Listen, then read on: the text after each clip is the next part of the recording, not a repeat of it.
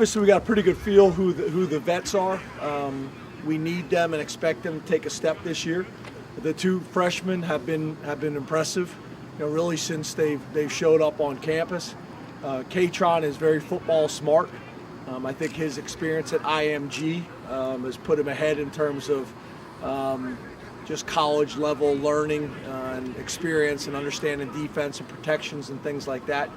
And then Nick, as you guys have seen some in the weightlifting sessions and some of the announcements on social media, he's been pretty impressive. He's got tremendous burst, powerful, strong, and pass protection. So we've been impressed so far. And I think, to be honest with you, I think our O-line and tight ends are doing a really nice job. So you're able to see them a little bit more right now. So been some good things. Which offensive linemen have you been happy with so far, and how are your numbers with that group? I know when you read off the list. Our numbers are real low. So this happens from time to time. We had a bunch of guys that have kind of moved on, so our numbers are low. We have answers for training camp, but right now there's not a whole lot of answers. Even when we do our run-on tryout. Typically you can get most positions except for O-line, just not a whole lot of those human beings walking around the planet, let alone on Penn State's campus. So we're light there, but I think Olu has been really good. He's been really impressive. Juice has been really impressive. It looks comfortable. I think his best position is at center. And then Caden staying at right tackle, but there's flexibility with Caden at left tackle as well. Those guys are probably the guys that we feel the best about right now, but that doesn't mean we're not pleased with other guys, but there's probably still more of a competition at the other positions for right now. James, what have you seen from Mitchell Tinsley now that you've been able to get him out on the field, and how is he fitting in overall, football-wise and, socially, all those other things? Yeah, I think he's a great fit. I think that's one of the things that we've done a pretty good job of getting the right guys out of the transfer portal, so I think that's been good. He's what you'd expect with a guy that's played as much football as he has. He's polished, he's poised, he's got really good ball skills, he knows how to run routes. I think it's been really good for him from a testing perspective to be able to see the guys he's competing against, what they run, what they jump, all those types of things to kind of test some of his explosive numbers and where he may want to improve. But overall good. What you'd expect out of a guy with as much production as he's had and just an older vet. He's picked up the offense pretty well, but the rest of spring and summer will be really important for him, and I think there'll be a really good competition for those wide receiver spots. James, Juice looks almost like a different football player this spring compared to last year with the added weight. Is part of that transition to center the conversation around his weight with more nose tackles that you've seen recently, or is it just a natural progression of an athlete at this position? Yeah, to be honest, I'd have to check the numbers to us. Now, we see him every day. You guys don't see him as often. He was up 12 pounds on your roster. From last spring or from the fall? From last year's roster, the last one. From the fall? Yeah. Yeah, I'd be interested in what it was in the spring. I'm not sure, but I would say that's probably natural progression. I mean, I would say typically with those O-linemen, it's about 10 pounds. I think they have a huge spike their first year on campus, typically around 25 pounds, and then it kind of goes 10 after that. So I think that's more just natural evolution of being here in the program. But it's not like it was something that we've emphasized or anything like that, if that's your question. Sorry about that. No, you're good. Premature. How are things going with Manny, kind of getting the hands-on work with the players here this spring? Good. Obviously there are some changes, and with that there's some growing pains and guys not playing as fast as they normally do because they're thinking a little bit more with some of the adjustments that have been made. But overall good. Obviously he's got tremendous experience, both as a head coach and as a defensive coordinator. But I've been really impressed with him, and I think he's been really good with the staff and with the guys as well. So I think he's got some wrinkles that I think will be really good for us. Some subtle adjustments that I'm excited about, but good so far, but there's still a lot of work to be done. I'll have a better feel probably with him being year one and where we're at probably about 2 weeks into training camp. This spring will be really important to lay a foundation, build on it all summer, do a great job with voiceovers and things like that.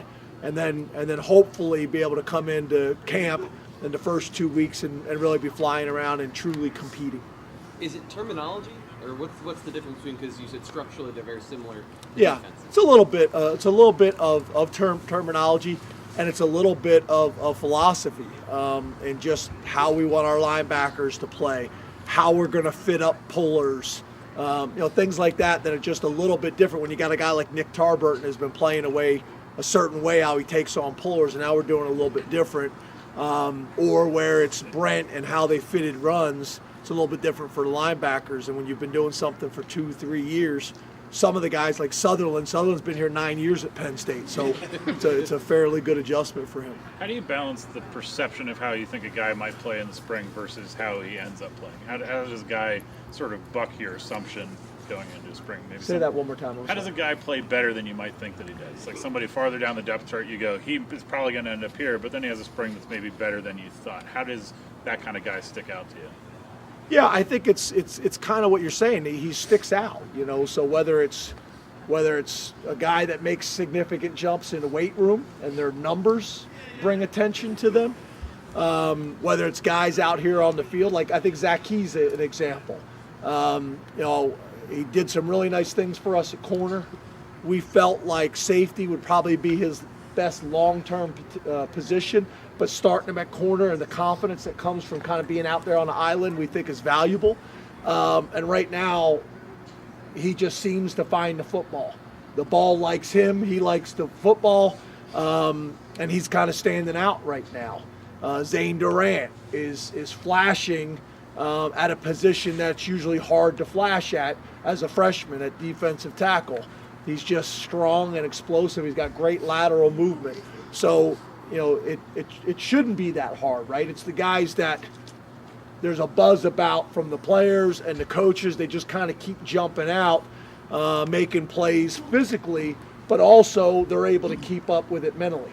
Because some guys I think physically may be able to help us right now, but they're behind mentally, and they're going to need this spring and this summer to give themselves a chance.